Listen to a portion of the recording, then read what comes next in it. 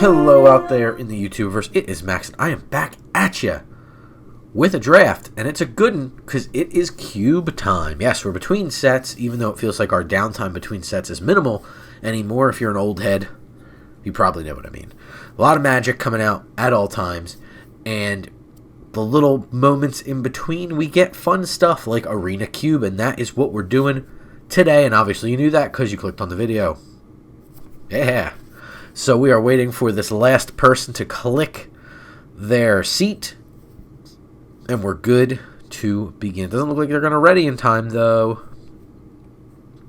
Always annoying. Why'd you get in the draft if you can't ready? You hope it's just internet troubles, right? Like, that's the hope, that it's internet troubles. Let me take the time to get this chuff out of the way, the YouTube chuff.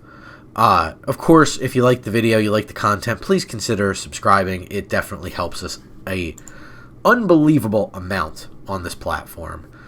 We do appreciate it. So let's talk a little bit about the cube as we navigate through. So the Arena Cube, if you're not familiar, is some of just the most powerful cards in the format. So you can do a lot of things, and the cards are very powerful, and there's rares all over the place. You can see the pack is basically almost all rares.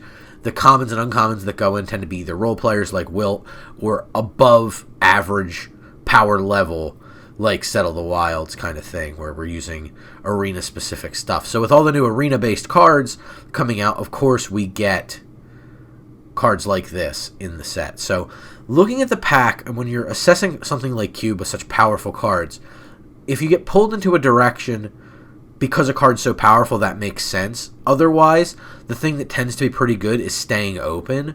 Ulamog the Ceaseless Hunger lets us kind of stay open. In a sense, it lets us stay open in the sense that it has no color, so we can kind of figure out our color. It does not let us stay open in the sense that we have to then try to figure out a way to cast this Ulamog or put it into play. That being said, I think it's powerful enough we can take it. Other cards I like in this pack, like Early Interaction, like Memory Lapse, I like the lands a lot, and I think you should consider the lands a lot of the time. There are certain lands that are better than others. Godless Shrine, one of the higher ends because it can untap. Temples are decent, but not necessarily first picks.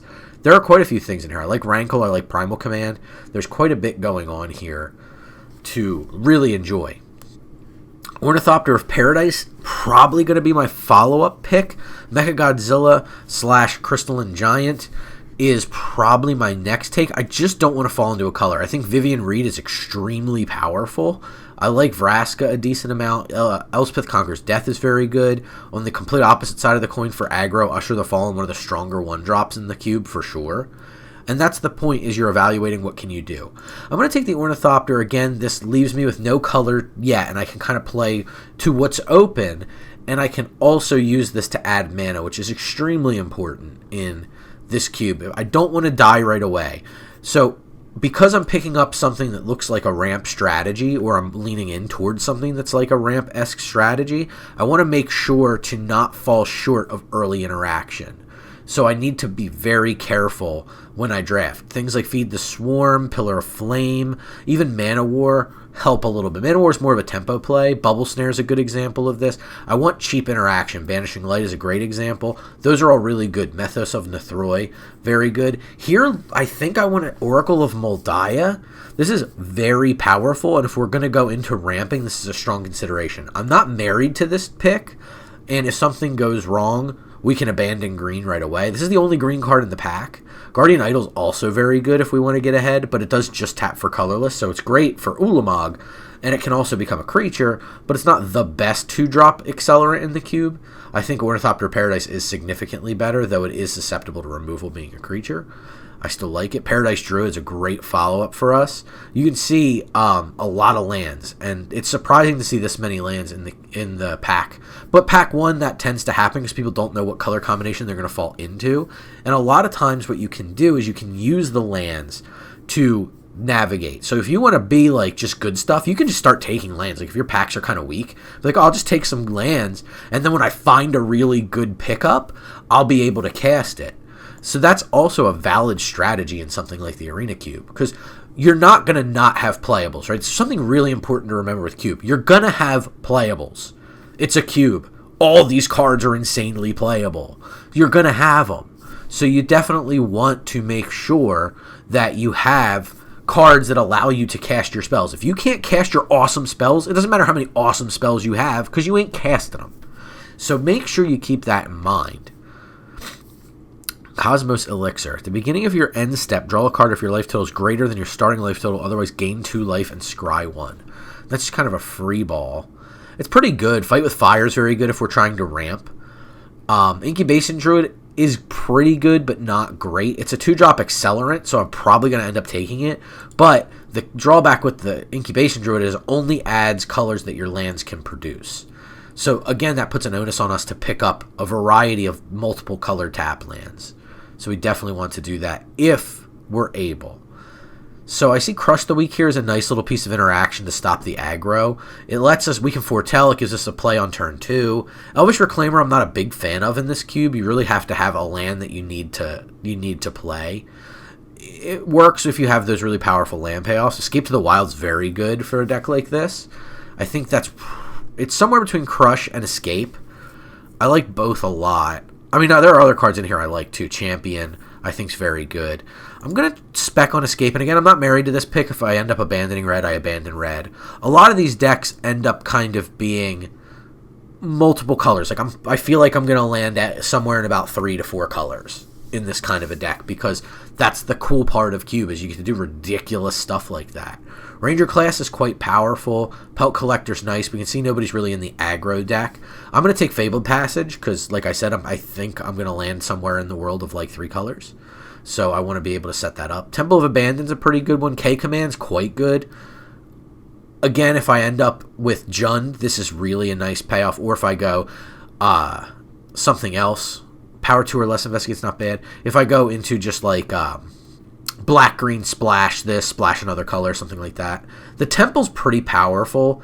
It helps a lot. I'm not huge on the tap lands. The Scry's nice, but it's not like my favorite cycle of lands to play. I'm thinking it's the K-Command. It just does so much. And if I don't play it, I don't think I'm going to miss the Temple too terribly badly. I could end up really, obviously, eating my words on that one. Black-Blue Temple versus the Black-White Shock land. I don't think any of these cards I'm really considering. Wilt's a possibility, but I'm not playing best of 3. It does cycle, which is why it often makes the cube, because destroying an artifact or enchantment's powerful. There's a ton of powerful artifacts and enchantments in the cube, and getting stuck kind of hurts you sometimes. So the Wilt is a consideration. I feel like I'm definitely going to be green. Yeah, I'm going to do that. If it was something else, I'd consider it, but Vraska's pretty nice for us. Hive of the Eye Tyrant, I don't really think I want to play. Mechagodzilla, again, keeps us kind of open, but is a fine enough mid-range card, but you're often hoping the random pays off, and I don't love that, where Vraska comes down and actually does something. So again, we'll see if we end up being Jund, possibly. And we'll see if Arena is broken here, as the Vraska has disappeared, the auto-selector's on Mechagodzilla, and nothing's happened. Interesting. I got the Crystalline Giant. Okay. That's weird. Alright, Guardian Idol Wield, that's pretty good. I think we're away from the blue cards. They seem relatively open. Sacred Foundry is a reasonable consideration here, but I'm just going to take the 2-drop Accelerant and hope that it lets me have it. Black-Red, probably the take here. Again, blue looks wide open.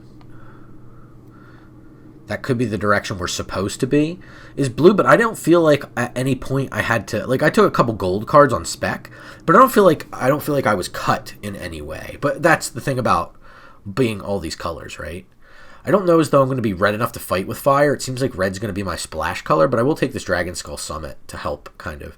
Now I have 2 black-red lands, so these 2 splash cards, I can just go back now to, I mean, black could be our splash color, is the argument, right? Like, that could be, but either way, so let's talk about it either way.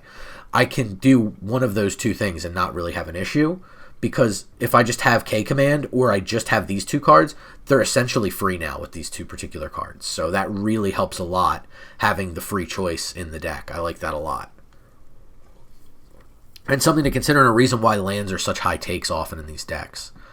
We'll take Obosh, but he's going to go on the board. A lot of even cards I'm not going to play. No surprise that Folio is the last take. Approach of the Second Sun, very powerful. Definitely worth considering splashing here.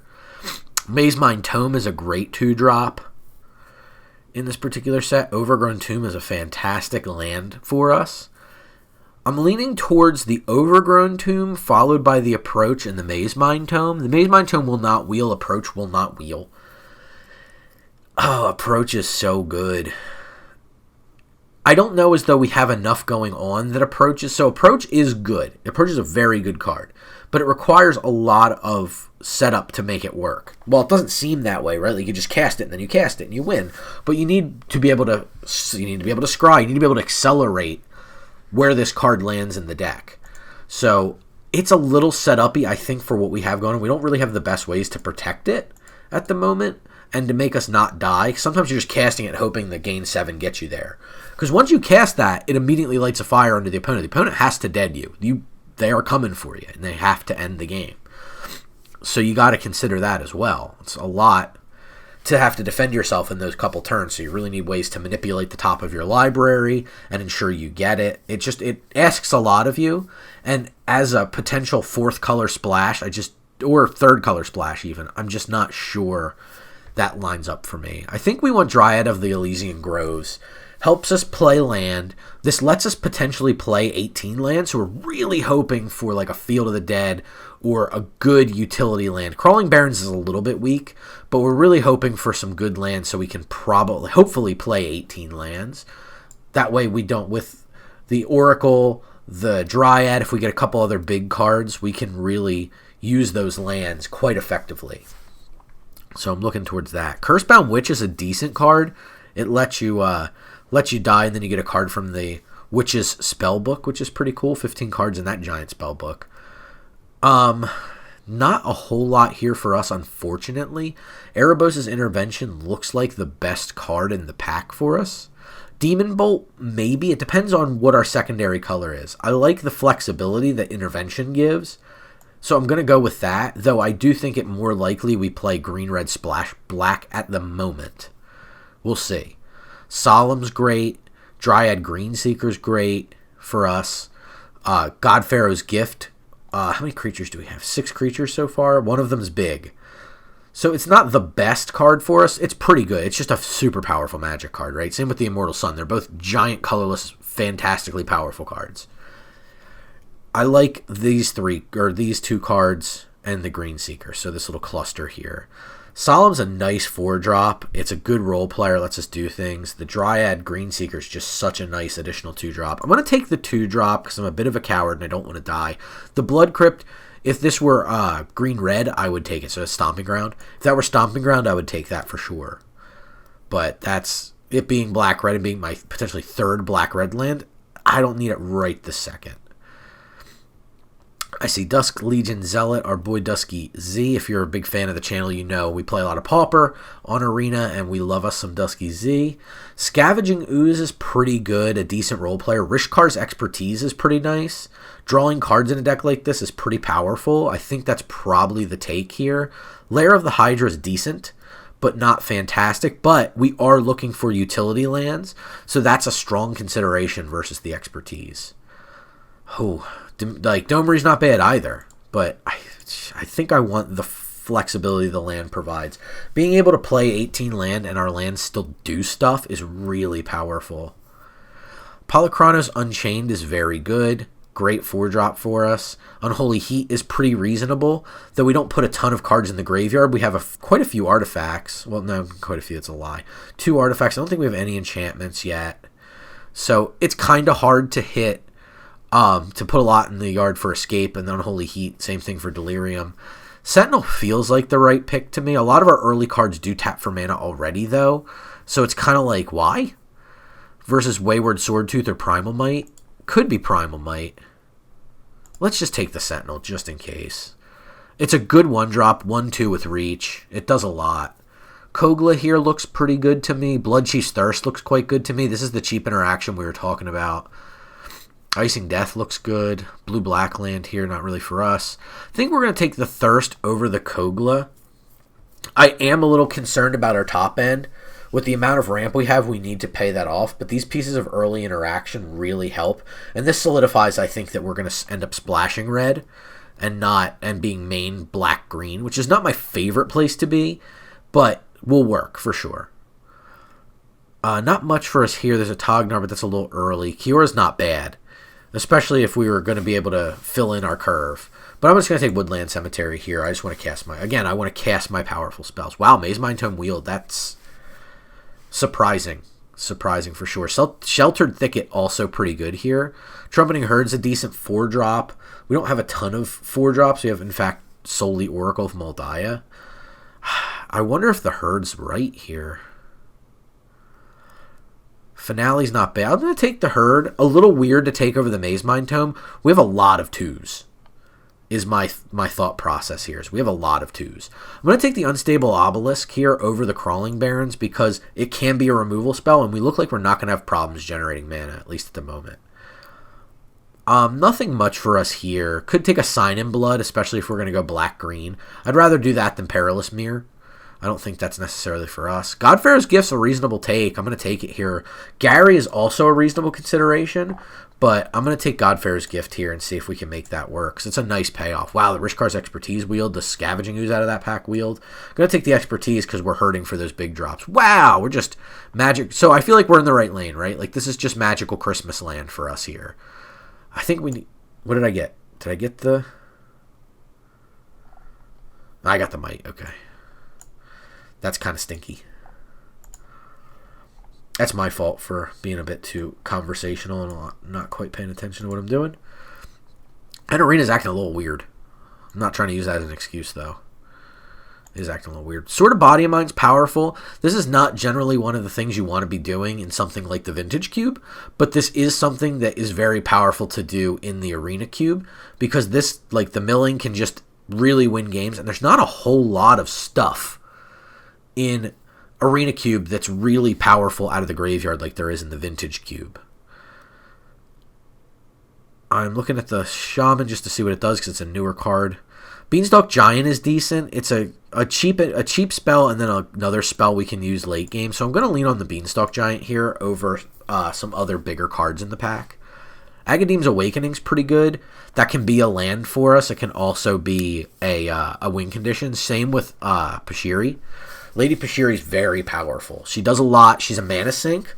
She's a cheap creature. I think that's kind of going to be the take. Lovestruck Beast plays a similar role to what she does, but the fact she can keep tapping over and over again is very powerful. Quite good. There's some recursive elements here, Blood for Bones and Agadeem's Awakening, so I'm hoping maybe I can wheel one of those. I'd take a Chainer's Edict. Not fussy. Bolas' Citadel's pretty good.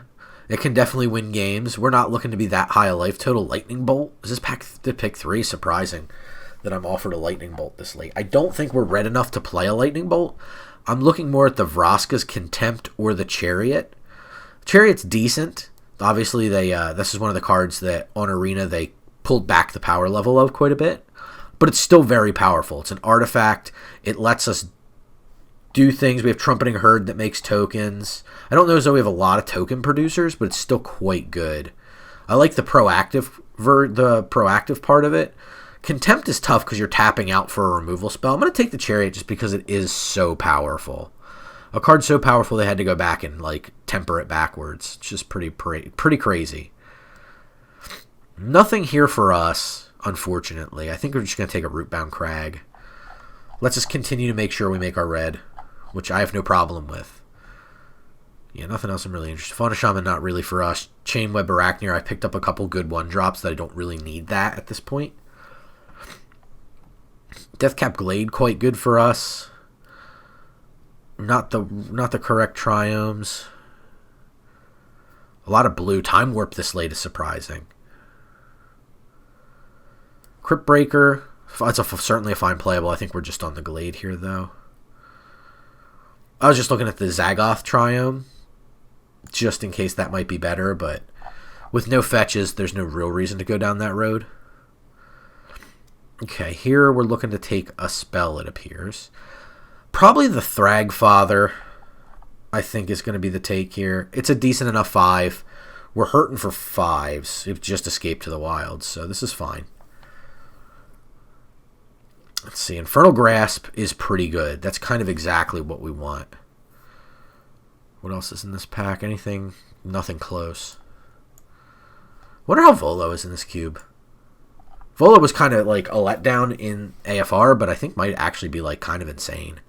Ooh, That's great for us. I've been happy enough with a regrowth, but that Hydra is quite good for us. That's a removal spell on a big creature and something we can tap out for in the late game. Again, just more and more reasons to be running 18 lands here is quite nice. Massacre Worm versus Scorching Dragonfire. Honorable mention to Toski.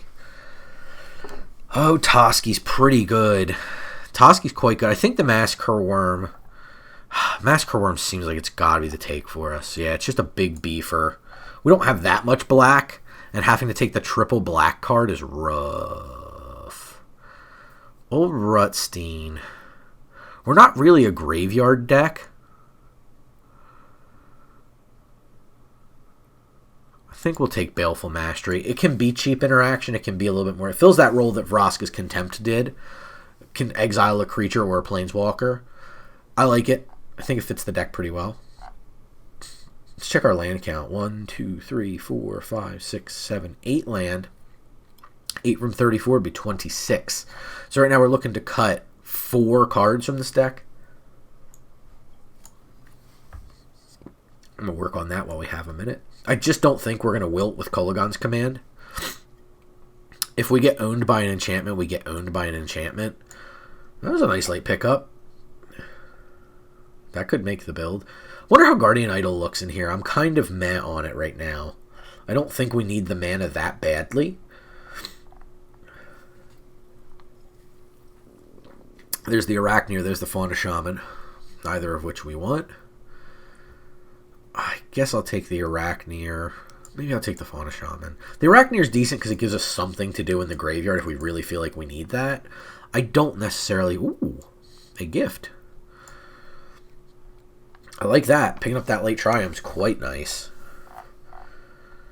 And see what I mean? Like, I had no problem getting these cards, right? Like, I had no problem acquiring playables. There's a ton of cards, not a ton, but there's a fair few amount of cards in my board that I could play, right? Like, I'm not sad to play Guardian Idol, Crystalline Giant, Fauna Shaman to search for my big creatures, Sentinel to block and keep me alive, Wilt to answer artifacts, specifically enchantments almost because of Kolaghan's Command. None of these things are embarrassing cards to play. They're all very powerful. But there's this glut. Like, I just had, like, there's so many good cards in the cube, right? Every spell is pretty damn good. Like, it goes from, like, pretty good to phenomenal, right? Like, there's no real, like, this is garbage. Why is this in here? And occasionally there are when they change up the cube. But a lot of times there's just not. Like, it's pretty crazy. Our lands look pretty good. We don't have to run too many basics. I don't know if Mountain at all is correct here. I'm going to put 1 Mountain in just in case. But I think I'm just going to go up on my... We have quite a bit of early black, though. So maybe I go 4/4? That can't be right. 1, 2, 3, 4, 5, 6, 7 thick black. So 10 black sources? Not counting Ornithopter or Paradise Druid. I think that's gotta be right? Like 4 seems like... Green, I have 1. I have 6, 7, 8, 9, 10, 11, 12. And I feel like I have a lot more green than black. Right? 14 to 7, yeah. Yeah, there's no way. That's gotta be correct. And if Massacre Worm goes, it's a ton of black pips that go down, right? So I'm just looking around at what I have. So now in this phase of the game, we're looking to figure out what's good, what's bad. What does something we have do enough? I think Unstable Obelisk is not that good in this deck. I think we have figured out, for the most part, that... I wonder if I can... Yeah. Just going to slide my lands over here so I can kind of look at what my spells do. I need to look at the curve. I wish you could highlight multiple cards. Oh, goodness. Okay, there we go. You can do a little mid-shift thing. So I'm just trying to figure out what my curve actually looks like. I'll put the Beanstalk Giant on 7. Just for the sole reason that it does recast at 7. Or comes off of Adventure at 7. So... Yeah, we have the Beanstalk Giant, which is also a 3. So I think that makes Unstable Obelisk not needed. I like the removal part of it, but we have quite a bit of removal. Like, I'm not too worried about my interaction. At the moment, I could be completely wrong. But, like, we have Hydra for the late game. Like, I just feel like our interaction's pretty good. Baleful Mastery. Like, there's quite a bit of interaction here. We just need cards that help us gas out. So, like, Escape to the Wilds. I'm looking at it as a little bit suspect, but being able to allow us to play an additional land and potentially see a bunch of cards is really good. The same reason Expertise is good, because it just lets us see cards. And what we don't want to do is get to the mid-game successfully and then run out of gas. We need to be able to keep going, and we need to not only provide very powerful cards for our opponent to try to overcome and beat them with card quality, not card quantity, but we also need to make sure that we see those cards. And that's very easy for non-blue decks to kind of misfire at that step of the game. So Disfigure's quite a limiting spell, but you can use it in combat to help block, shrink a creature, and then kill it. Primal Might is similarly quite interesting, but it lets us get a big pump, kill something, and then come in. So there's a lot going on here, right? Like, Dryad of the Elysian Groves helps fix our mana. It helps us accelerate land drops. So that's pretty important. Oh, it's tough. This is going to be a tough last cut. I do think 18 land is correct for this deck. I mean, we have a 10-drop, a 7-drop, 2 6-drops, 2 5-drops. And we want to be able to get to the point where we can start to double spell. We have an X spell here. So I think that 18 land is correct. Flooding stinks. And I'm not going to not acknowledge that, because I know that's probably something that's crossing your mind while we're looking at this is, yeah, but what if you flood out? Well, what can I do, right? Like, I have Fabled Passage that helps thin the deck out. I have Lair of the Hydra to help me actually do something with my mana. So that's the important thing, right? I have the Triome that cycles. So I have a little bit in the way of mana sinks. This is the reason why I took Ovia Pashiri so high, is because she lets me do something with mana. She's a mana sink. Primal Might, Voracious Hydra are all examples of ways to sink your mana. Things you can do 10th turn, 11th turn when you have, 9 land on the battlefield. And you're just like, I got all this land, what do I do with it? It lets you do something very impressive with it. Bloodchief's Thirst has Kicker that lets us get to it. Baleful Mastery, we generally would like to cast for 4. I mean, if we have to, we can cast it for 2. It lets us double spell on the cheap. That's pretty nice. So we want to be able to do these things. Incubation Druid lets us mana sink. So, I mean, there's quite a bit we can do with what we have. So I'm not the most concerned about having mana sinks. Erebos' Intervention is another good example. We have plenty of mana sinks, right? We can use our mana. It's just making sure we see cards to cast, and that's where Escape and Expertise become so critical to the deck. So I'm looking at something here on the 2-drop maybe, or the 1-drop. Now, our 1-drops are kind of like, 2 of them are honorable 1-drops, right? And then Chief's Thirst, but that's what Disfigure is the interesting one, right? So let's separate by creature now and see what we're working with. Like, a lot of cheap interaction. I love seeing this. This is what I want. I want my creatures, for a mid-range deck, I want my creatures up here, and I want my interaction down here. Low on the curve, creatures high on the curve, and then we also have our big spells to help us win the game high on the curve like that. Like that a lot. It feels like it could be Incubation Druid as the drop. It also feels like it could possibly be a drop of Disfigure. It's one of those two. So we have 1, not counting Disfigure, 1, 2, 3, 4, 5, 6. 6 pieces of interaction. 7 with the Hydra. Make sure our creatures don't. 8 with the Massacre Worm. So we have 8 ways outside of Disfigure to interact. I think that probably means we have enough interaction, and it feels like we may just want the mana acceleration to be able to double spell as fast as possible with this mid-range deck. Or cast things on curve. You're not always going to... I have 18 lands. Doesn't mean I'm always going to hit 18 lands, right? There's Hand Smoother to worry about. So we got to think about that too. But that's going to be the deck. We have 40 cards here. It's got a pretty good curve. Not great. The 3's a little clunky. Like, I wish a 4-drop was a 3-drop, but technically a 4-drop could be a 2-drop, right? So that smooths the mana out a little bit. I can also move this here for half a card, so then it looks a little bit better, right? Like, in theory, this looks a little bit better, but Hydra technically should be at least a 3-drop as well, because you'd like it to do something, right? To have at least a 1/1 counter on it. So this looks better, right? Like, if you kind of move the cards around, Primal Might, you can do for 1, so it's a Prey Upon, which just makes it flexible. Erebos' Intervention probably is at least a 2-drop, if not a 3 or 4-drop. So if we put it in the 3-drop slot, Curve just looks a lot better, right? So, I mean, looks clunky as it sits, but it's actually all right. So let's give it a go and see what we can do with it, right? Like, we spent 30 minutes building the deck, picking the cards and building the deck. So let's see if it actually in practice works. And then if not, that's the thing, right? Don't get upset you're losing. You know, it's Arena Cube. It's supposed to be fun and exciting and interesting. Cube is a great way for you to learn principles of Magic. And it really helps kind of typify not just limited principles, but also constructed ones as well. So don't get upset if you lose. Go back and try to figure out, why did it lose? What didn't it do right?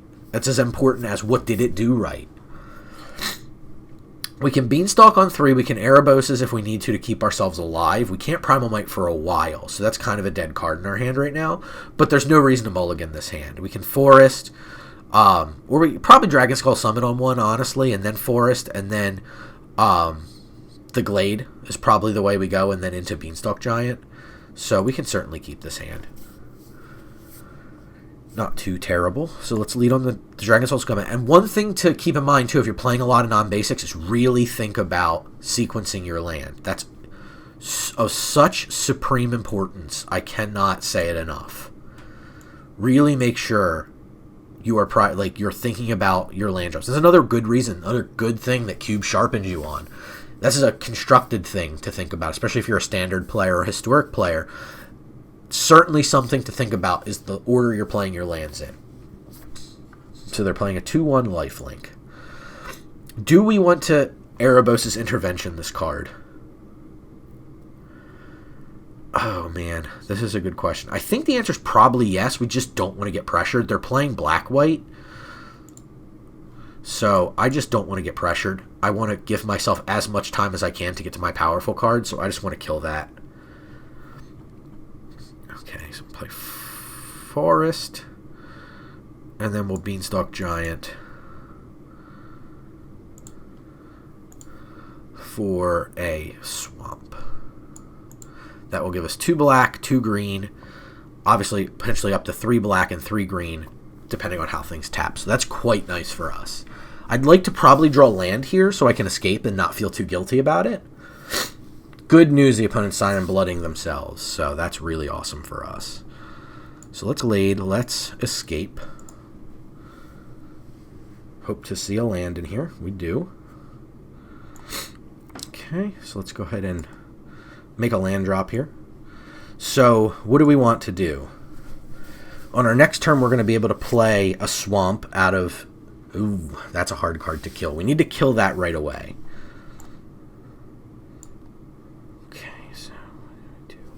How do I want to sequence this? I think I want to get down some kind of like Ornithopter's nice here. Sacrifice another creature, it gains indestructible, and tap it. So we want to kind of deal with this right now, I think. So pay 4. I think we just have to deal with this. Card becomes very hard to deal with in the late game. So I don't want to have to go down that road. The question is the Green Seeker better? We can't really Culligan's Command because we don't have a creature in our graveyard to get back, so that's kind of off the table for us. I think the Green Seeker's probably just better here, so I'm going to go ahead and play the Green Seeker.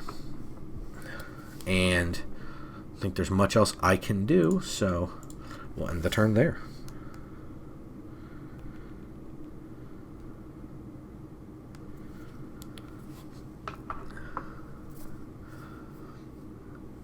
Okay. Opponent does nothing on 5, huh? We don't need to do this right now.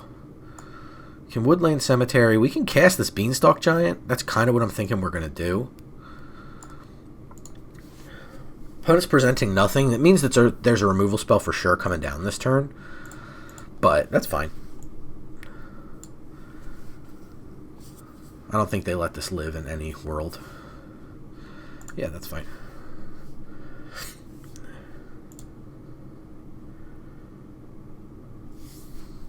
And the Greenseeker is going to help us get lands out of the way. So that's why I valued it over the Ornithopter. We didn't need the raw mana at that point in the game. We needed the Greenseeker sorting our draws is going to help us a lot. So that's quite good for us. That's fine. 2/3 haste. So they're going to make that a 3/3 haste. They'll get in for 3. We'll take 3. They have 3 mana up.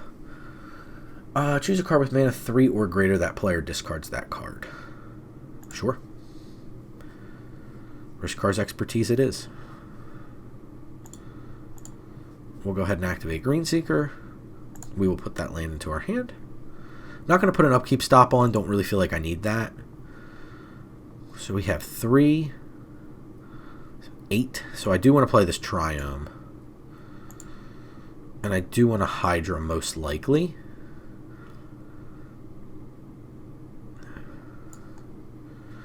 So we can 1, 2. So we can 1, 2, 3, 4, 5, 6. I think is correct.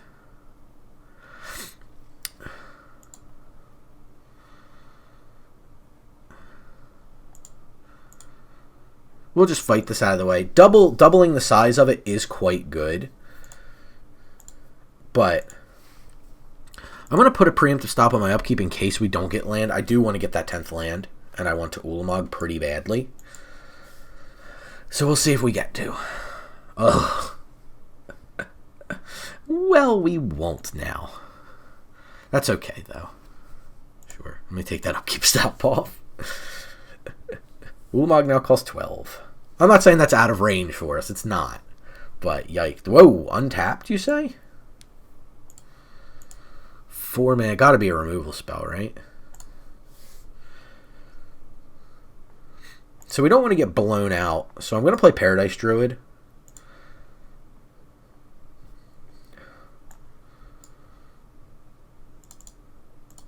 Cancel. I'm just going to go to combat. They know I have the Primal Might. They know I have the Forest. So we'll see what they do to my Hydra.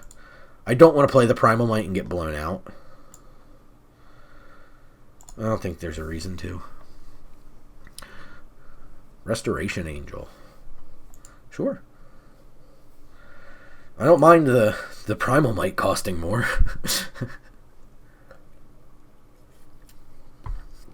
You got me. Yeah, that turns good. I don't know if they're going to be able to deal with this Hydra. They get they don't have good double blocks on it currently. Primal Might can break up double blocks. I have 2 looks at a land. Yeah, I don't know about that. My turn. Okay, they scoop. I mean, Greenseeker, the odds of Greenseeker not finding me a land there seem pretty low. And again, we're playing 18, right? Like, you can see why 18 land didn't hurt us too badly. At no point did it... I mean, at points we were kind of overflowing with land, right? We were still hoping for land drops. So don't think that it's crazy that you play more than 18. Same way in an aggro deck, sometimes you'll play 16. It just depends on what the deck's trying to do and how good or bad land is for you. Which is why in these kind of decks, those utility lands are so very important. The Triomes. Because if you're flooding out and you get a Triome, you just pay 3 and get a new card, right? It turns into something else. That's so important in these kind of games. And if you're in an aggro deck, right, same reason you play less lands is because if you flood in an aggro deck, you're in big trouble. You need to keep pressure constantly. So if you draw a land, it's a big problem. And your curve's so low that you generally don't need more than about 3. So you can afford to play 16 land. This hand looks sweet. I'll keep it. What do we play first? Forest, probably, followed by Rootbound Crag into Ornithopter of Paradise. Looks like the play to me. I don't think we want to swamp right away, even though we can't Blood Cheese Thirst for a little while. I don't kind of have a problem with that. They'd have to be a really good 1-drop, like Usher of the Fallen level good to knock me off this course. We'll see if we get shocked out. I don't mind if we do. Shocked or bolted, whatever. That's fine with me. Not a big deal because we have a 3-drop we can make here. We don't have necessarily take advantage of the Ornithopter's mana here, so I don't have a problem if they bolt or shock at all. Remove the Ornithopter of Paradise. We have Green Seeker, we have Bloodchief's Thirst. It's really good against an aggro opponent like this. Okay, cool. So let's go ahead and use this.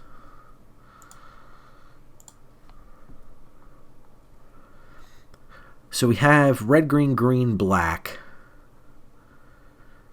Quite a bit of double green. We're covered there. I think I'm just going to get black in case we need to get to double black.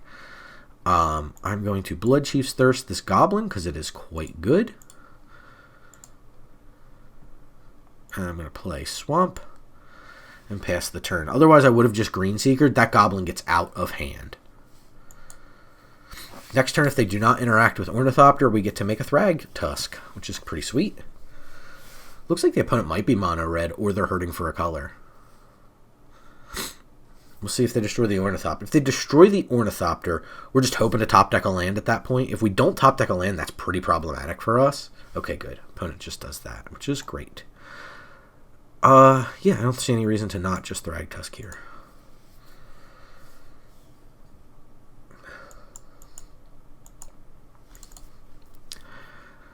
We did not make a land drop. It is important to note that.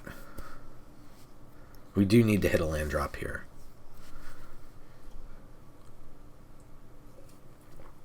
At this point, I'd put opponent on mono red. I could be wrong. Could be a splash. It's very easy to splash in the cube. Because with the plethora of shock lands, double-sided lands, things like that, it's just so easy to just be like, you know what, I'll throw an card or like a good removal spell or a good top-end finisher in another color. And it's really pretty free sometimes to do it. So I think I Rishkar's Expertise and draw 5 cards. That just seems insane to me.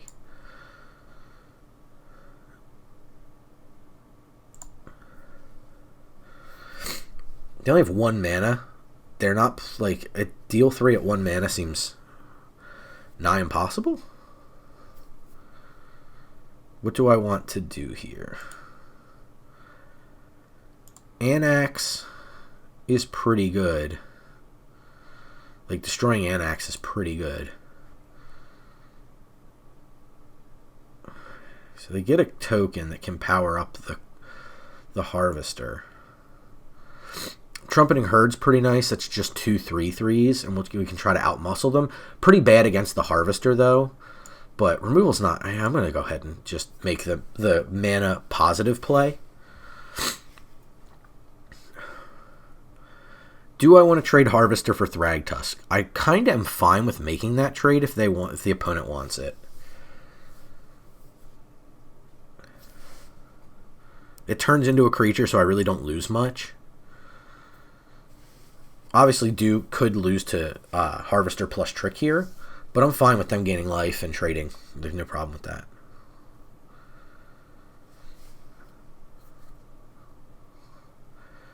Okay, we in fact trade. So they get a token, we get a token.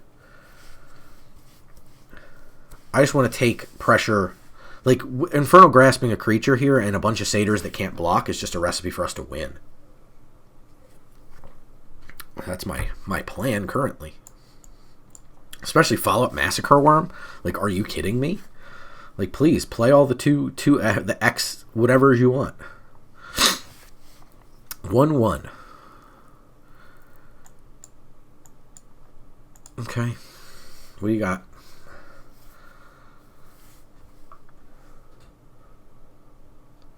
Rimrock Knight. That's fine.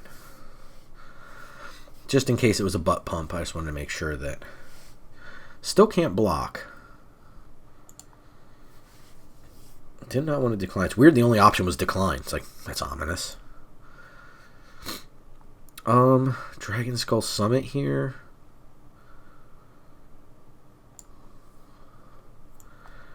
Grasp the Anax.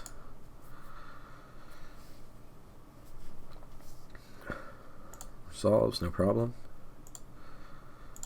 Get a 3/3 in there. Play out a Green Seeker.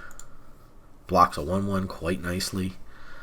And we pass with the ability to Erebos' Intervention for quite a bit.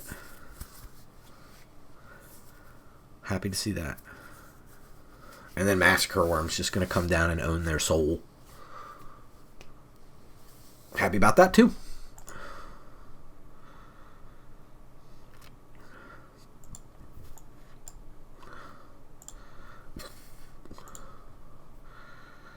Okay, interesting.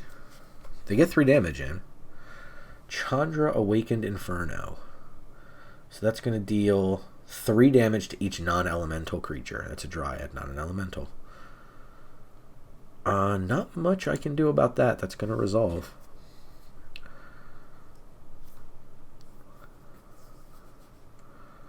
Sure. Yes, my turn. I don't think that's too big of a deal. Probably should have waited on the passage. I feel like now I need to Beanstalk.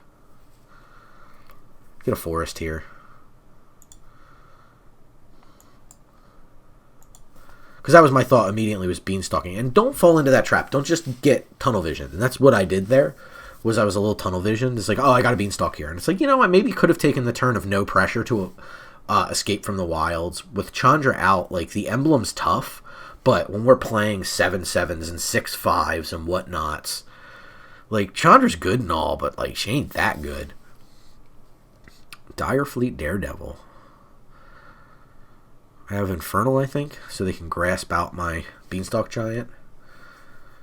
Not great, but not horrible. I get to Massacre Worm here. If I want it. I also can escape with very minimal pressure. I think I'm gonna escape here. The Chandra emblems are problematic, I will admit.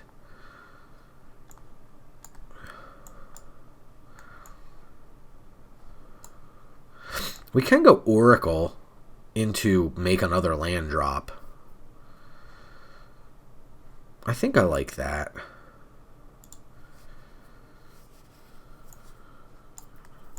Nothing to do for 1 mana, so let's get the tap land in play. Now we have Hydra to pressure Chandra.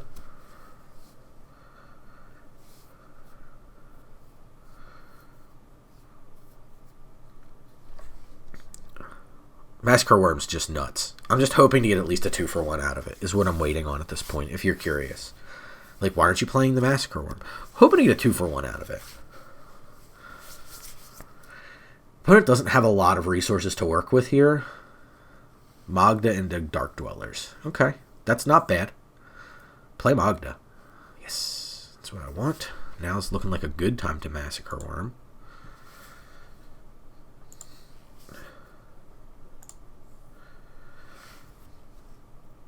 Okay, go ahead and play a land off the top. Let's Massacre Worm.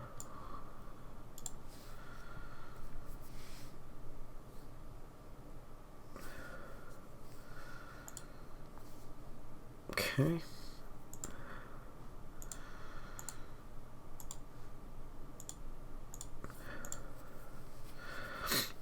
I'm thinking now about how I want to play this, and I think I'm just going to go ahead and use the Chariot.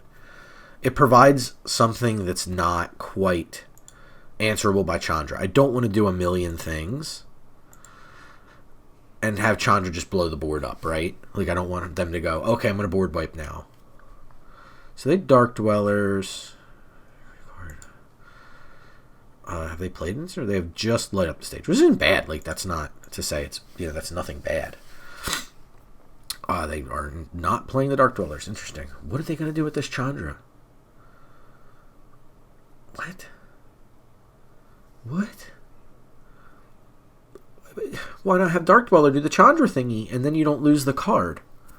That's really strange. Really strange choice from the opponent. What? Why do it that way?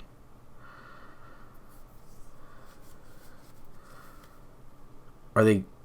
What? That's so weird. And what are you doing with Big Chandra now?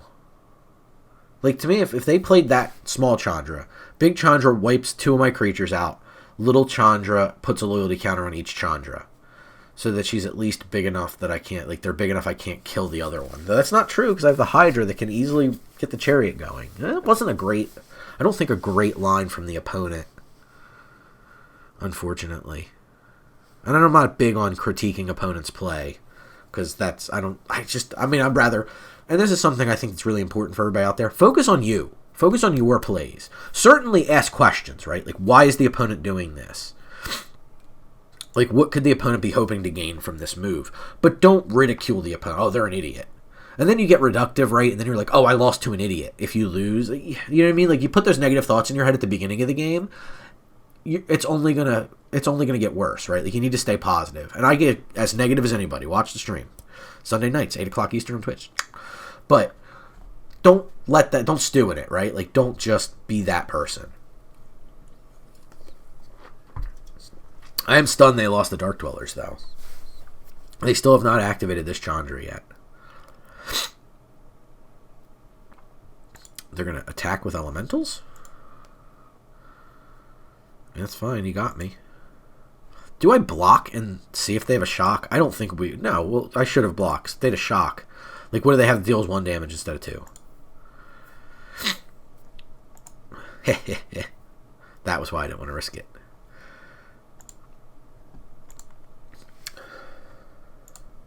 Yeah, the elemental mode's so bad against a Massacre Worm. 2 damage to any target. Alright, let's start with that. Discards a card, 2 damage to any target.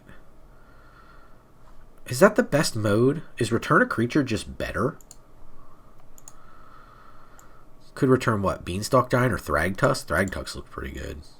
Maybe it's discard Thragtusk? So target player discards, we return.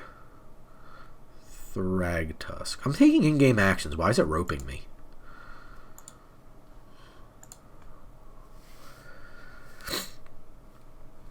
Agonis. Okay. And that can escape, I believe. No, it's the 8th card. Wow, that's interesting.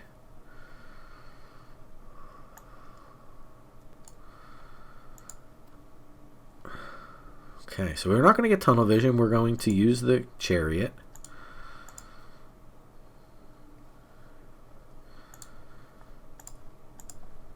Okay.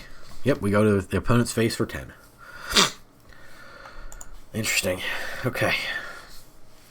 And make sure to take a step back and analyze, right? Like the Culligan's Command, the gaining the life with the Massacre Worms. There's a lot of things that you need to examine. In Cube, there is so much text on every card. It's absurd. There's so much text.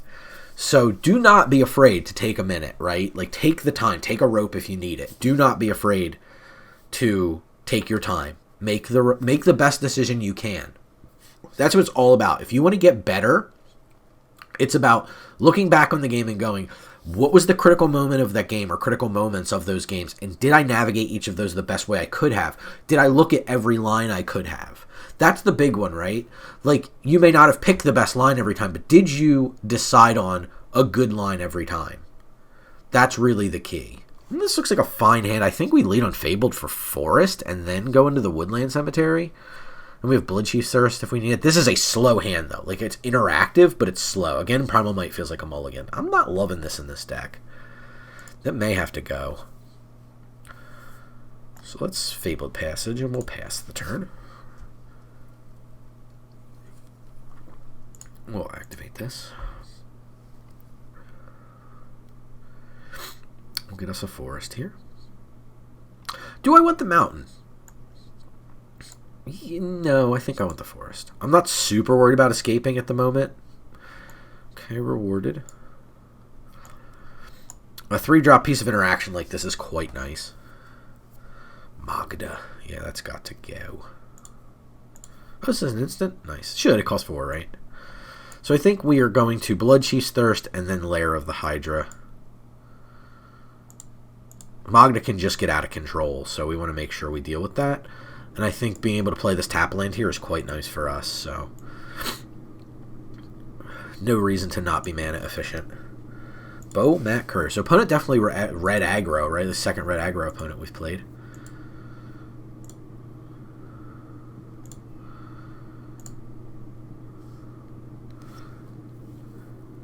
Shieldbreaker naked. Okay. Our turn. Thragtusk is a good draw. So I think we're going to have to end up... I don't know as though we have to Baleful Mastery here. We can Lair if we need to. So it can become a 2/2 at the moment, so it's not great. It could block the Beaumont Courier. It's also very susceptible to removal.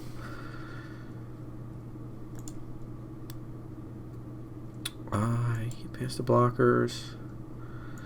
I think this is fine. We see what they play for turn here. Yeah, like, see, I get to just Baleful Mastery the Maniform Hellkite.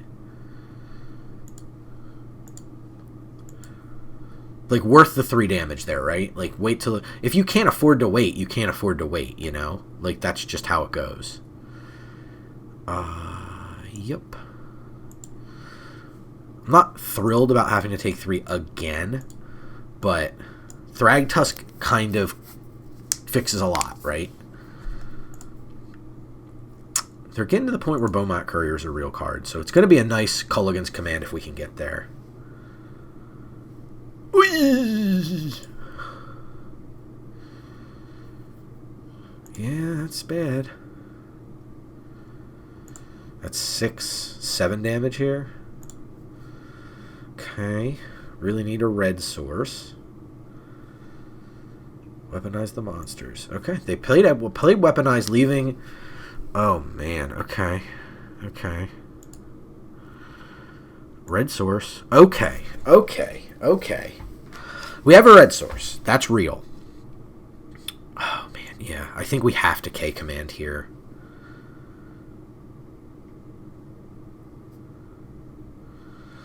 Wow. Yeah, you don't say. Okay. Wow. Okay. Interesting. Alright, so we're going to Culligan's Command. We have a lot of options. I think the correct choice is to destroy Embercleave and 2 damage to the Beaumont Courier. That leaves them with just a 2/1 that has no abilities. I think that's the best play I can make. Destroy target artifact, 2 damage to any target. Target an artifact. Embercleave. Target a target.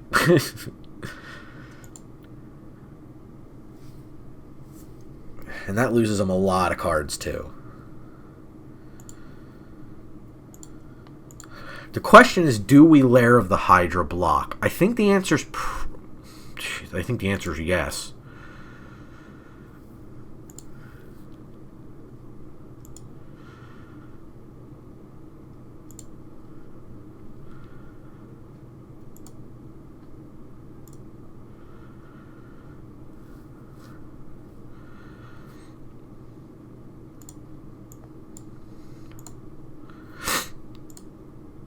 Okay.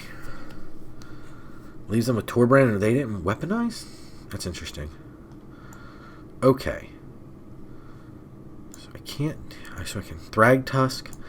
I can Hydra for 2 double to 4 counters, which takes 4 mana, and that leaves me 1 green mana up, right? So I can Primal Might down the Torbrand. But then you choose one, so in response, they could weaponize it? No, they can't at the size it's at, right? Okay, so I think that's right. Pay 2. Yeah, it leaves me green up. Yes.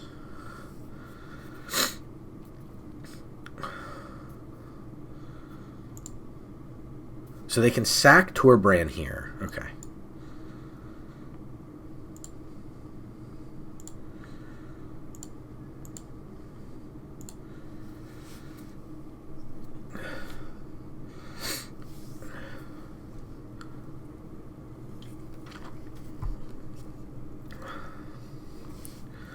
Okay.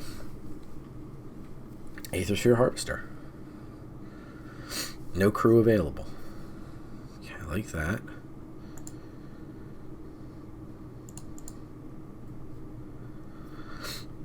So I'm going to play the Thragtusk here with the Aethersphere Harvester looming. It would be a good time to escape, because if they draw a brick here, we're in amazing shape. But I just want to pad my life total and also apply as much pressure as I can to the opponent. So they're going to crew the Harvester. They'll give lifelink and attack, and that's kind of fine.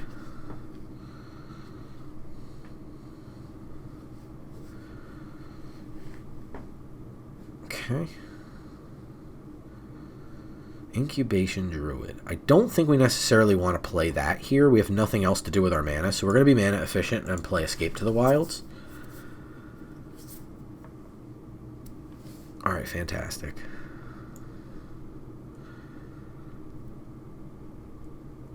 Just checking on the types. Don't just immediately assume you have it, you know?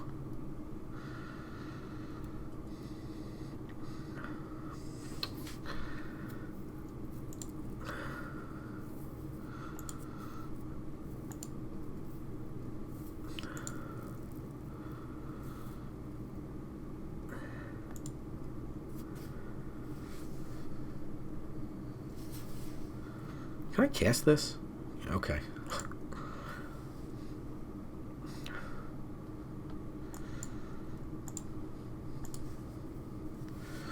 Me losing 2 life here is a bit rough, but I think that's fine.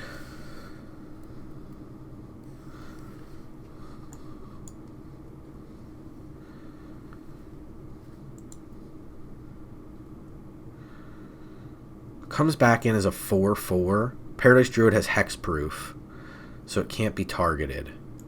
So I think we're fine to swing for 9 here.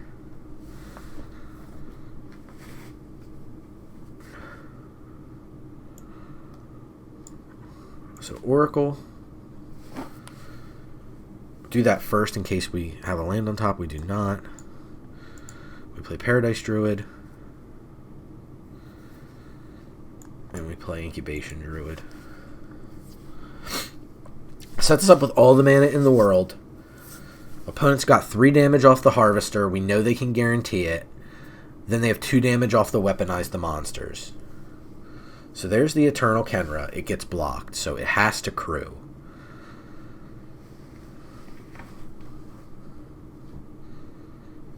Okay. Does not have to crew, apparently. 5 life the opponent is at. Okay, I was going to say, I'm going to attack with all. I'm going to adapt the Incubation Druid, I think's the plan. It's just a lot of mana to miss out on. The other option, of course, Rishkar's Expertise to draw more cards. Okay. Okay, keep going. 3 wins so far.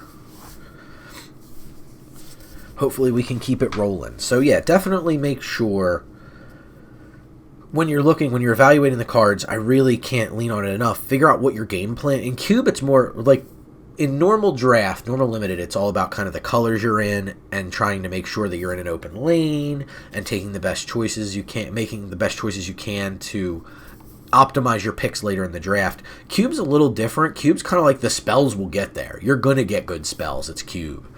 And the key for that at that point just becomes to make sure that you can play your good cards if you're going down that line.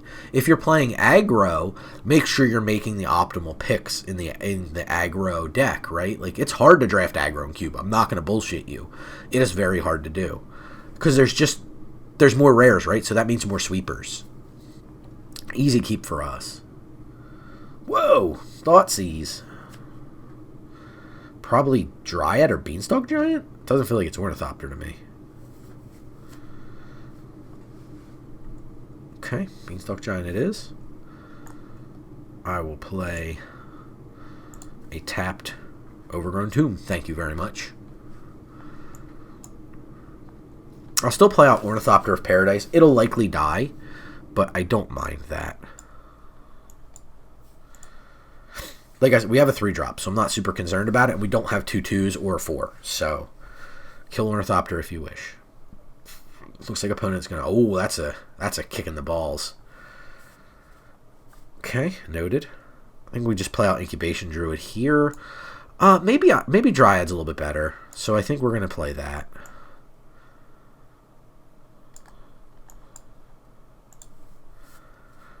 Dryad of the Elysian Groves and a tap land. So if we draw land here and Dryad lives, like a lot of ifs. If Dryad lives and we draw a land, we can play Rishkar's Expertise, possibly, but it's only 2 cards, so it's not that good. Bloodchief's Thirst isn't a bad card. Makes me sleep a little easier at night. Let's play our Pathway. I think we're just going to play as a black source. Plenty of red out. I think then we just want to play out Incubation Druid.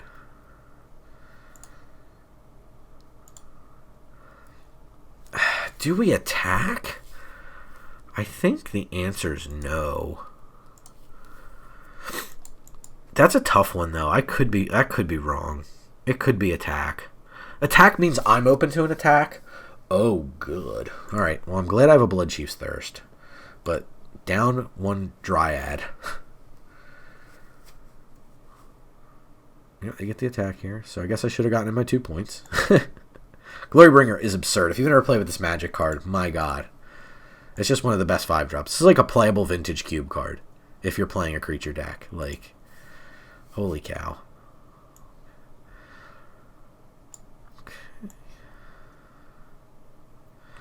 So they can't all right. They can't attack with it next turn. So I think the answer is adapt here.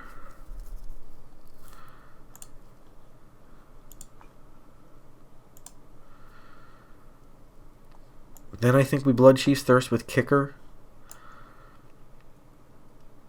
Or do we attack?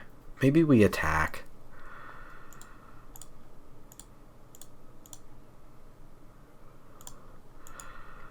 The Glorybringer is not going to unexert, so we have next turn to Blood Chief's Thirst. So the question then just becomes, what does the... Oof, another must-answer threat, you say. They have 6 land. And a Demonic Tutor? Holy cow, opponent. Okay. How do we answer all of this? We need another cheap piece of interaction, and I think we're safe. The question then becomes Glorybringer versus the Outcast, and I think it becomes the Outcast at that point. The good news is we can kill the Outcast for 1 mana. The Hydra does not have reach, it's also worth noting.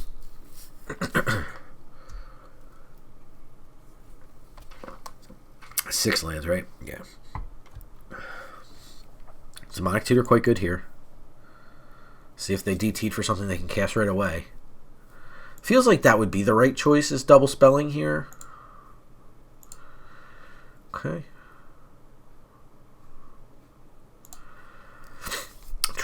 Okay, interesting. Alright, so let's do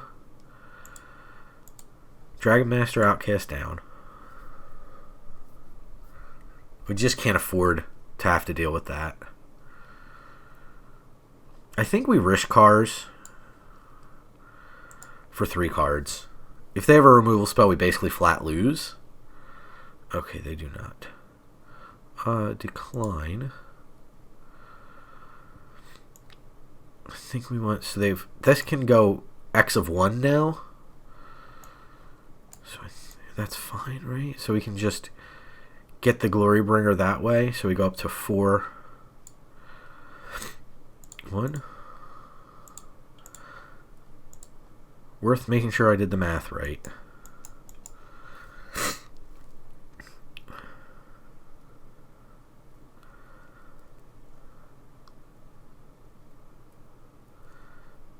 Lightning Helix just means that they trade, and that's a 2 for 2. I'm okay with that. Now the question becomes, do we want to cycle the Triome now? I think the answer is probably yes. With the Hydra, it's not the... With the Lair, it's not the worst, but I still think we probably do want to cycle.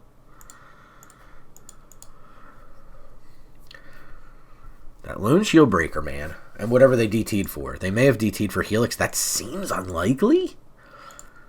If they DT'd for that Lightning Helix, that means it's the best card. That's what they DT'd for. Almost 100%.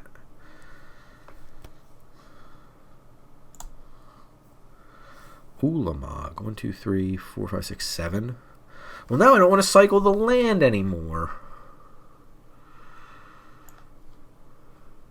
I think I still have to, though. I need an answer to that Phoenix. I die so fast to it. 1, 2, 3, 4, 5, 6, 7. This would be 8. Yeah, I just don't see us getting there now that we've gotten rid of so much. So I think we're off Ulamog for now. Yep, sounds right. I don't think we can race this opponent with our Hydra. We just have to keep the Shieldbreaker off of us with it. Which is unfortunate. Looks like they... I mean, the opponents should be well aware of it. They're in the X and O bracket. Yep, fire it up.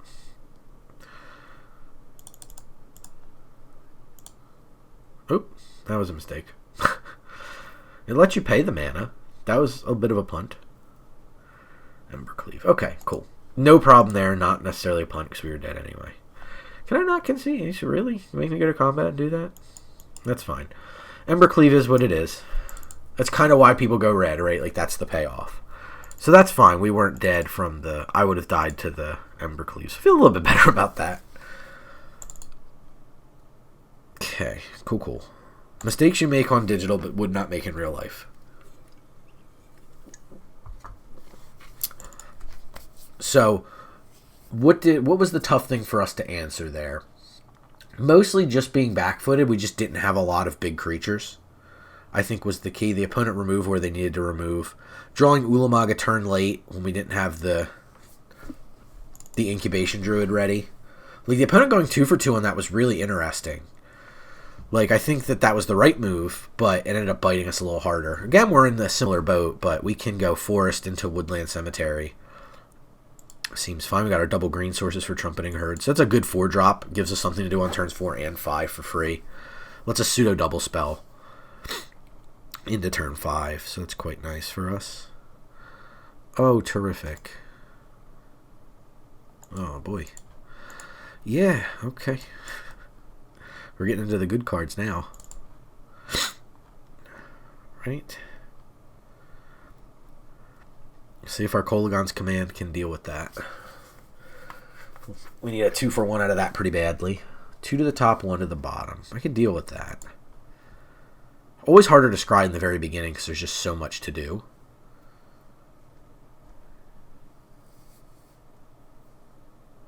Okay. That is a very early brainstorm. Interesting. That leads me to... What? Why that now? Interesting.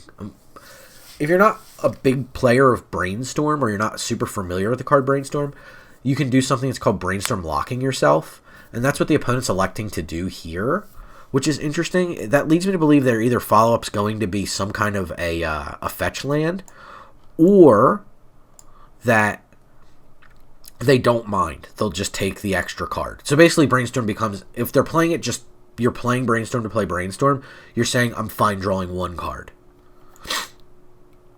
So the thing we did not want to play against, and we noted this when we were deck building, was we did not want to play against enchantments. And the opponent has played Search for Escanta. And we know in 4th turn minimally they have the Sphinx of Foresight. Or does that get shuffled back in? Might get shuffled in because I don't see it. Okay. Opponent's deck looks quite good. Hopefully Greenseeker can get us some value, and hopefully we can get something off Kolaghan's Command.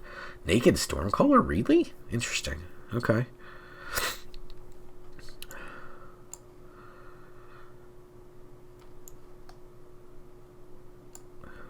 We can definitely play that for that. I think we just heard here.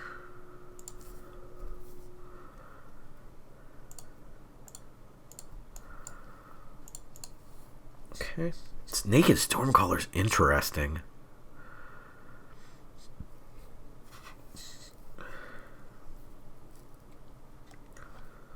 There's the Sphinx. Okay, there is the Sphinx.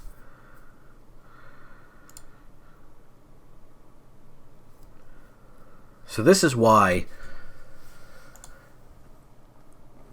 the Trumpeting Herd's so good, right? Like, we just cast a 3/3. We're going to make a land drop. I think we're going to Baleful Mastery the Sphinx of Foresight. Let me do that real quick. Okay. Always worried about Ward. Like, does this have Ward? Did I miss a trigger? I think I missed a trigger on my Greenseeker. I think I'm crazy.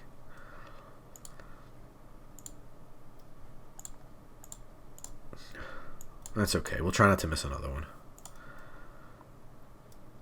Yep. Okay. 2 cards and they need 7. And they elect to not put 1 in. So if they're not putting them in, it means that a lot of their cards are going to be quite powerful. Destroy non-giant. Okay. That's kind of fine. They're getting 2 cards out of it. Not a big deal for us.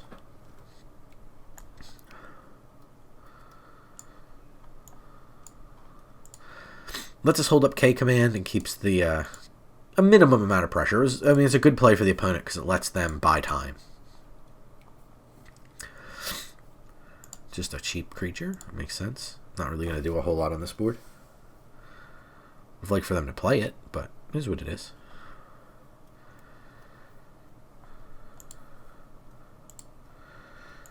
Augur of Bolas, you got it.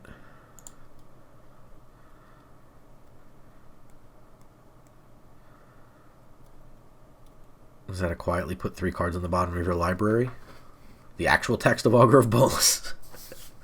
Augur's a tough one, man. Like, it's good, but it's not great at times. Right here, it's good. It's a 1/3, right? Like, block's great. Feels good. But, like, I hope for opponent's sake it wasn't a good creature they had to put on the bottom or something. That always is rough.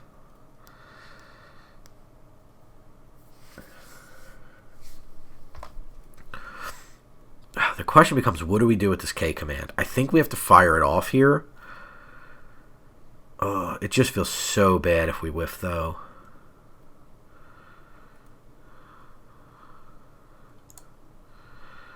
Ugh. This feels awful. Like, discard a card, get back a Dryad Greenseeker? Ugh, I guess that's what we're doing. And the reason I'm saying that, like, I feel like we need to do that is I just feel like having to attack the opponent when they're at a low card count is the right time to do this. Odds of opponent going to 1 card seem low when they have so much card selection in their deck and card advantage. The problem is we're kind of facing down this impending giant, and I need to figure out a plan. If I draw a land next turn, I'm in big trouble. Cloudblazer. Okay, that was a good hit for us. That took card advantage out of their hand. That's not terrible.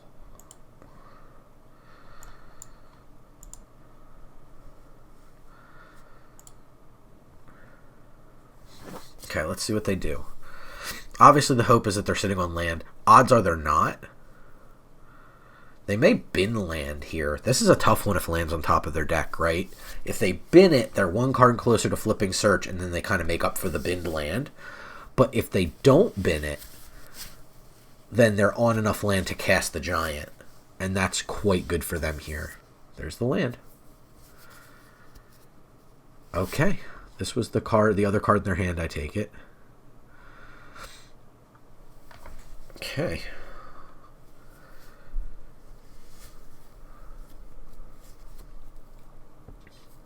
Okie.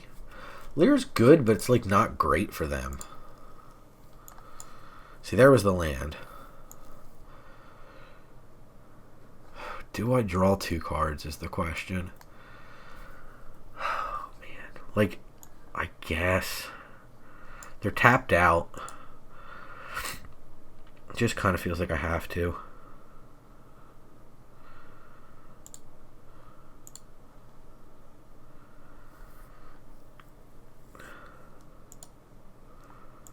No point in attacking here.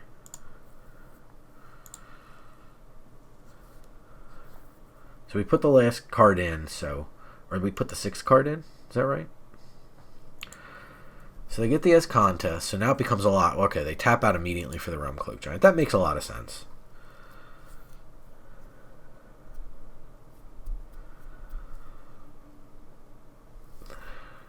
Okay.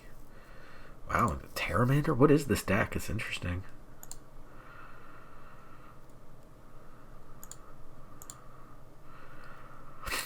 Okay.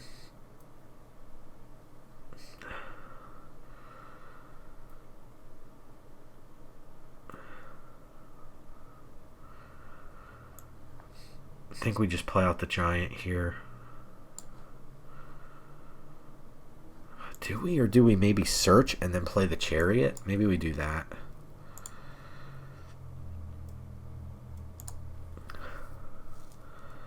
It kind of doesn't matter. Let's get forest.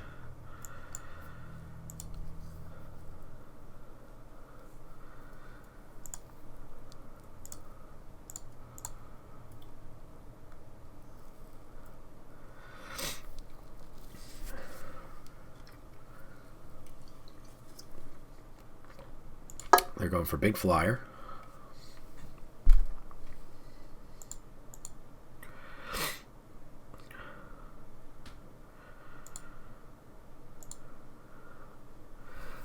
Yep, makes sense. That likely means they don't have Approach of the Second Sun in their deck, is what I would think. Okay. I think we go for this. We need to find an answer to the Pteramander.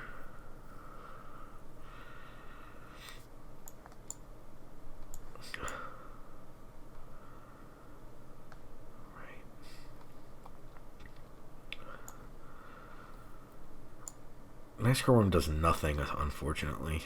The case.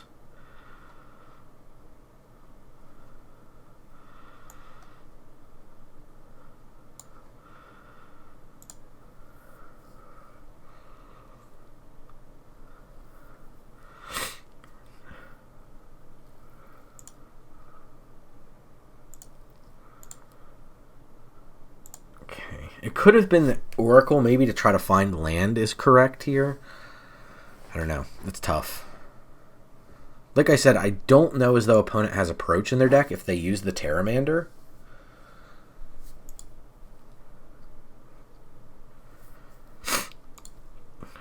Okay. Oh, that's the issue. The thing I didn't want was opponent to pass with all their mana up.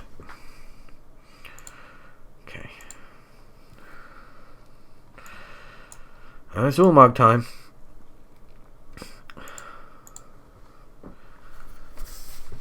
This is kind of fine if they counter it from here or whatever. Oh, wow. Activated or triggered ability? Wow. Well, that's exceptionally bad. Let's see if they have a counter spell. Okay. That's a good thing. Nimble Obstructionist there was the tech.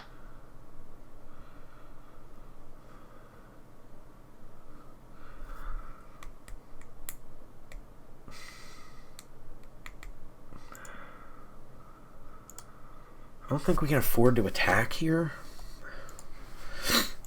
How do we beat the Pteramander? So they're going to be able to also do this, which was the most backbreaking part. Like, Realm Cloaked and Pteramander down, fine. Time Warp? Wow. Well, nothing we can do to beat that. GG. Jeez. The Obstructionist. That card is near unplayable. Like, they're playing that in their deck specifically almost for Ulamog and a win condition. That's crazy. See, those are the games that are hard to get over, right? Like, that Feel Bad was targeted directly at one Magic card in our deck. Like, that card is, and I've played the Obstructionist in past Arena Cubes, and maybe more so now because of all the new Arena cards, it's a little bit better, but that card is near unplayable. Even in, like, a flashy control deck like that, that card's really hard to play. And they had it at the perfect time. I wonder what, that one turn where I played Massacre Worm, right? Like, the problem is I couldn't have made the attack before I did the thing. So they knew about the cards that are exiled, I believe is the case. So I don't think I could have attacked post that, but maybe I should have. It's a really tough one. This hand's fine. It's a little slow, but it's fine. It's got literally all of our colors in it. On the draw, it's a little dubious, but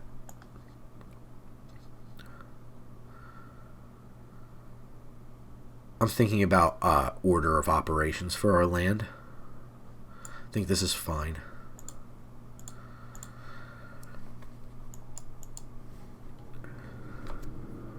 Black-white. Saw that in round one.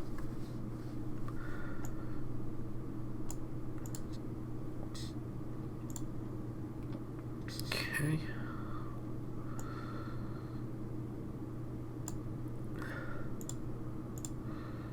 I'm not going to animate my Hydra for 0. Or animate and have a tapped Hydra for 1 that they could be like, oh, instant speed removal spell. We're not getting cute. Cleric, okay. No problem there.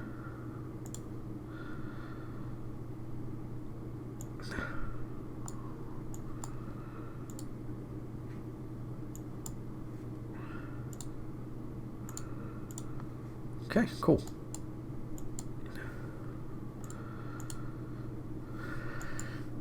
So, black-white.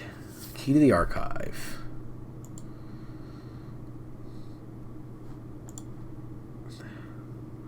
This card's very good. If I had Culligan's Command here, that'd be sweet, because I could just attack with Dryad, kind of give him the I can block, it's a 1/3, and then get the key and the Cleric. Would be kind of nice, and then I could follow it up with a Green Seeker. Would be sweet. Discard Valor Stance, okay.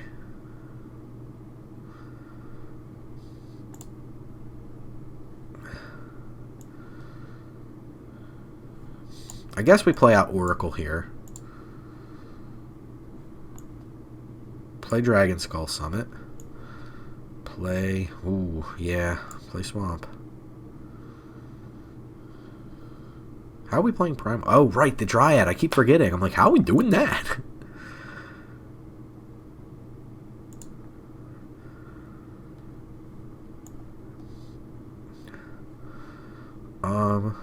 Play this black side up, I think, now. Because we have our red source.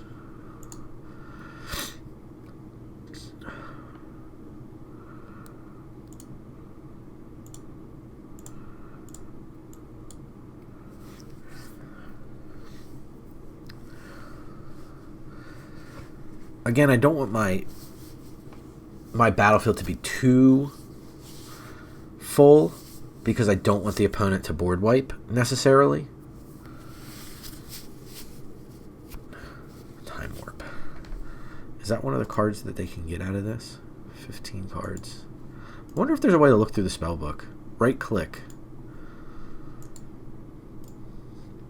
Right-click the archive to view another. Okay. Time, okay, yep. I just wanted to make sure that that's where the Time Warp came from. Because I obviously cast it off color as well. Well, this cat adds mana of whatever color. But yeah, so that's where that is, okay. Sure. That's... Why that one? It's interesting. Okay. That, I mean, that just feels like they wanted to cast something, which is great for me. They have no pressure on the battlefield. They like, why take Time Warp there? Interesting. That one's bad. My turn. Resolves. I think it's got to be Green Seeker.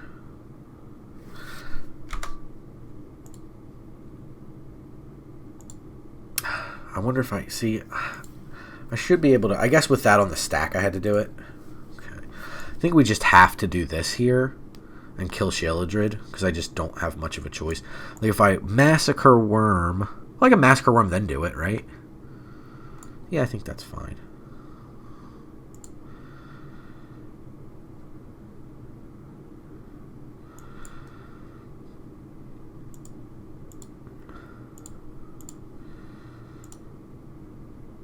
Boop.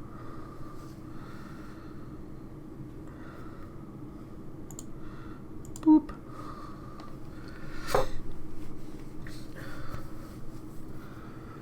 Really? With a 6/5 on the board. If they block here, that means that they 100% have removal for the Massacre Worm. No way you block 2 damage here. What?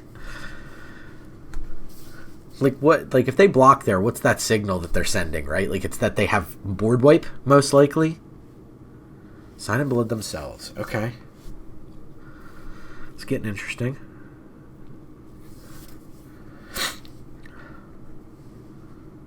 Liliana, Waker of the Dead. What do you do? Each player discards a card. Each player who can't lose is 3. Okay. We're going to discard Trumpeting Herd because we're going to draw 6 off Rishkar's Expertise.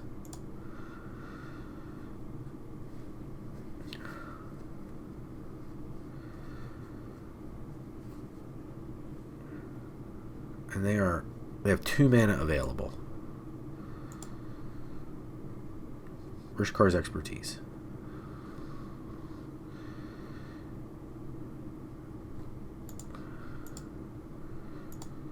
think we're going to K command here. Can we K command? No, because I only have 2 mana available at that point. So we're going to K command, I think, is the best move. Few battlefield. Yeah, so we're going to do discard and destroy artifact.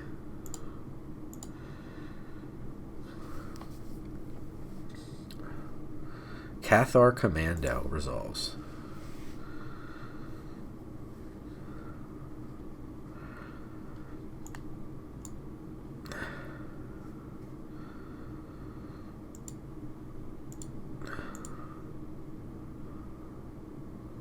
Don't think I care about Liliana anymore. 7 cards. Yeah, I guess I do kind of care about Liliana, huh?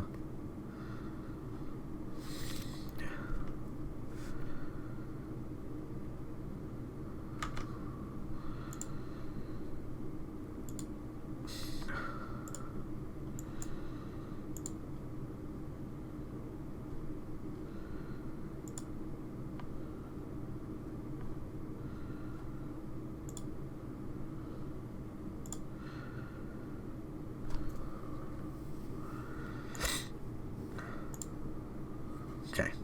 I wanted to do that because if the cleric blocks the worm, Liliana still has to be sacrificed for them to kill the worm.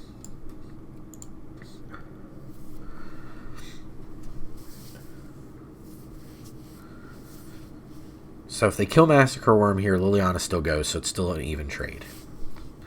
Which is fine. I just don't want Liliana to get an advantage. Okay. So I think next to combat,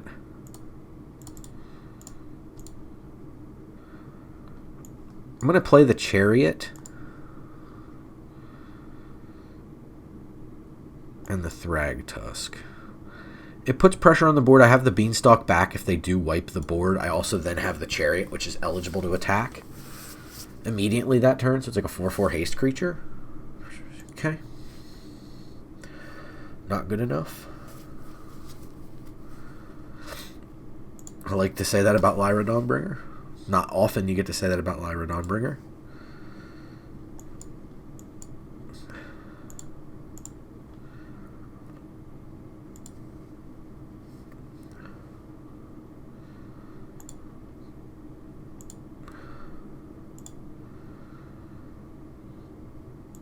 Okay. That is lethal. Alright, got them.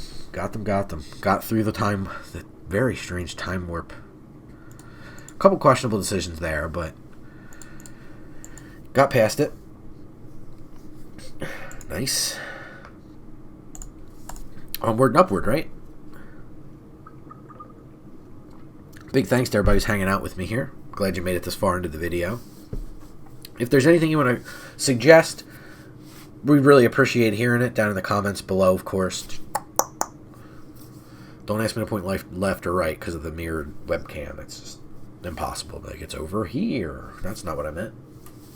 But, yeah, definitely let us know. Happy to get the feedback. If you're watching this far, obviously there's something about the content you like. So, let us know what we can do better. What would be better? If this video was a half an hour shorter, it'd be great. I'd love to do that. Okay, so we go first. It's an acceptable hand. I think we lead on Triome because we need green pretty quickly.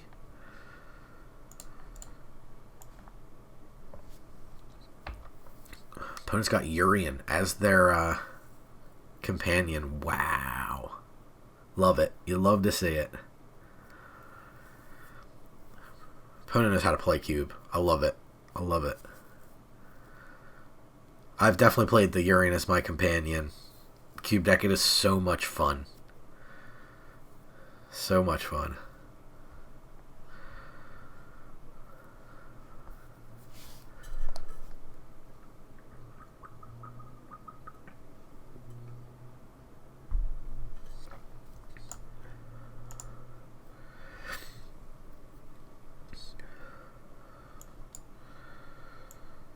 Okay.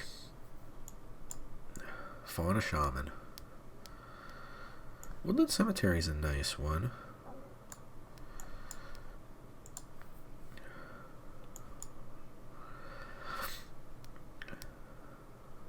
Alright, opponent, you get your Fauna Shaman on.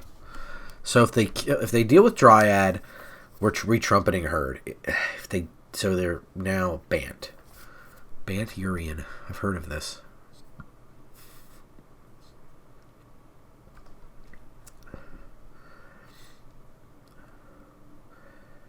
So if they deal with the Dryad, which it looks like they're just going to Thalia. Okay. Doesn't change a whole lot. I was going to say, if we don't draw land here, probably red side up, because we don't have red yet. Probably just trumpeting Herd.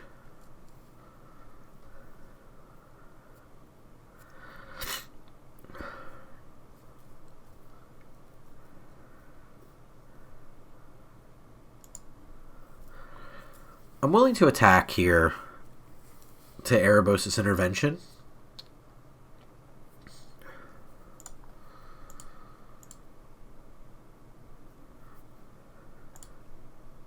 It's 2 essentially free damage. Do we want to kill the Fauna Shaman? Or the Thalia? I don't think so. I think we'd rather get board presence first. And the Trumpeting Herd's not bad. We will have to pay 1 for it, but that's not bad. Oh, and Karuga. Opponent's got the spice.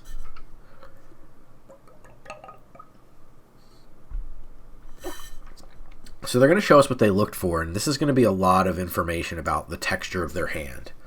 If they're looking for something like a Paradise Druid, it may mean that they're trying to get to mana. If they're looking for something to interact with us, that means that they feel like they may be interaction light, so they may go for a creature that goes for our hand or something along those lines. We shall see. Elite Spellbinder. So this leads me to believe opponents probably a little interaction light. They're worried about the Thalia. They're playing the Spellbinder. Obviously, Spellbinder, we saw the interaction of Spellbinder plus Blink in an earlier match, so that is quite powerful. Here's the Spellbinder. Interesting to see what they go for here. Probably the Hydra would be my guess.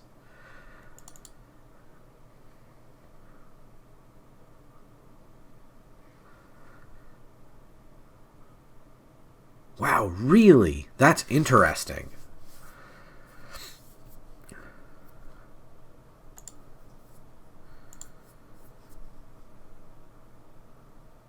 Okay, cool.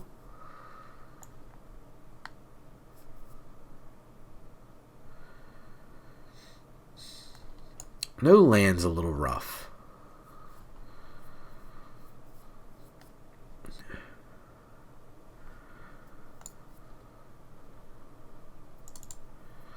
I don't know as though I want to do that.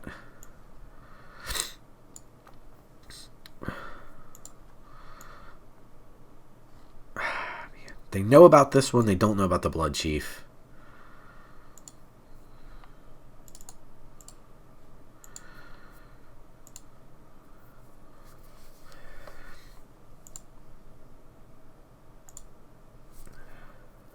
Should have probably swung the Dryad at this point. What is it doing? So that's on me. Because if they double block it, great. I get to trade 2 for 1 there. Otherwise, I'm putting more pressure on their life total, which is definitely what I should have done. So that's a misplay there. And that's what I'm talking about, reevaluating those lines. You want to keep reevaluating those lines. When does this happen? Beginning your end step. Damn. All right.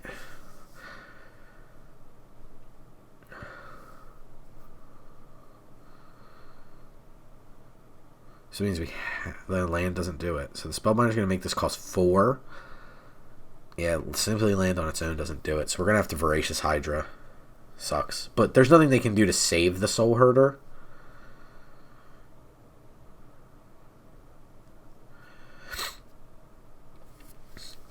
Because I was going to say, I'm curious if the opponent goes for the escape and just makes the escape. Like, you're not casting escape this game. But the Hydra just does it. So I don't have a problem with that per se. They do have 2 mana up. So they may have something here. I mean, I have no real choice. My turn's pretty scripted.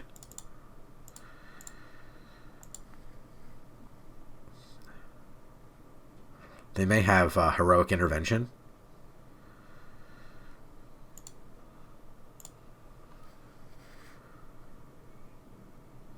Swords to Plowshares.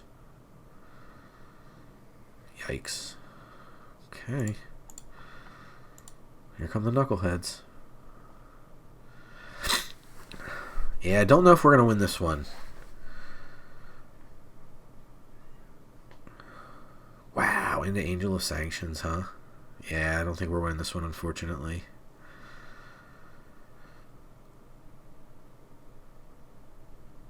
Can I block this?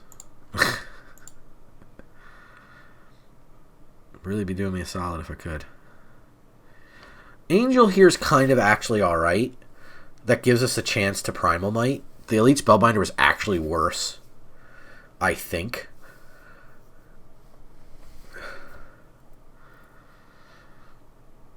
Okay, let's go ahead and Fabled Passage. Can I... Oh, right. No, it's actually good enough to just be a tap for stuff.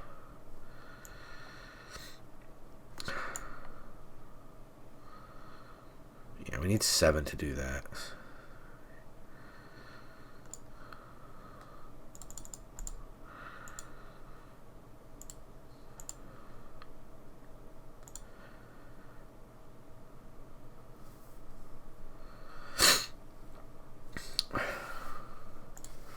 Can't attack into Thalia, obviously. It just gets eaten via first strike. The issue we have currently is 6 damage in the air. So that's the next thing we have to deal with. But the Soul Herder just being able to blink, blink, blink, blink, blink is a big problem. Best case scenario for us here is that they Urian and use up most of their mana to just put Urian in their hand. And they may with 1 card. But we still have to figure out a plan. Drawing a land is a good place to be because then we can Bloodchief's Thirst away something. History of Benalia. That's not the biggest deal. That doesn't change a whole lot. Ornithopter of Paradise. Okay, interesting. We play it, don't block, kill something with Bloodchief's Thirst, then it's forced to block. Yeah, the problem is they have Urian coming, and and again, we talked about this. 18 lands helps us not get stuck on land. Currently stuck on land. I think we have no choice but to play Ornithopter of Paradise here.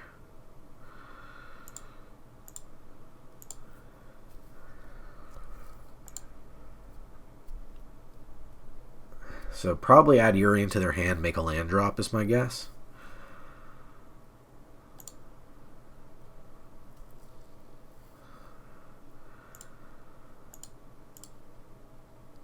Okay.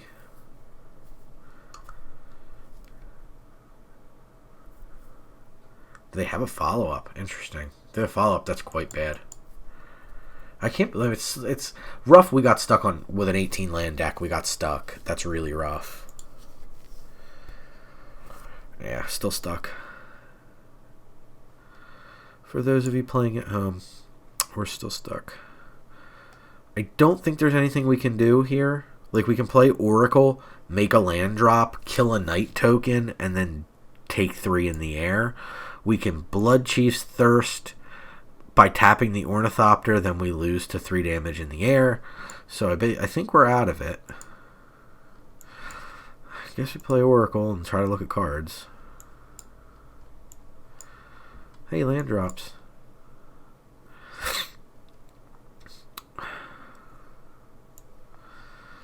Sucks.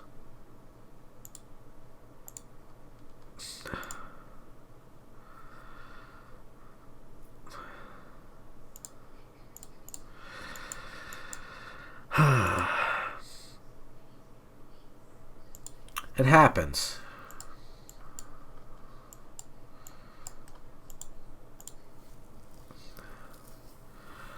It happens. Just land stuck on our 18 land deck. I don't think we made any egregious errors in terms of navigating the game.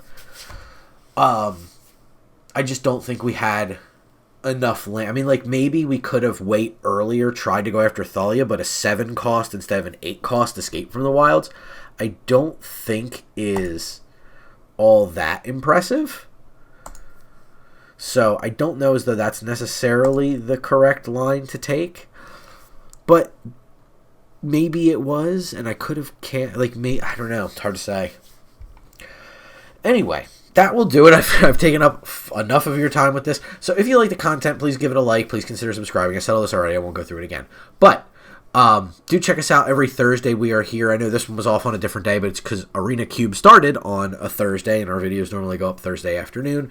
But I wanted to record this because I know everybody would be interested. So hopefully I gave you some insights that help you a little bit more with your navigation of the cube when you get to play. And do take a chance to play. It is a blast to play, even if you get your Ulamog Nimble Obstructionist. It's still pretty fun time. So definitely give it a go. Again, we'll see you all on the next video or over on our Twitch channel. And until then, cast more spells, would you? Cube spells. Cube. 6-sided spells.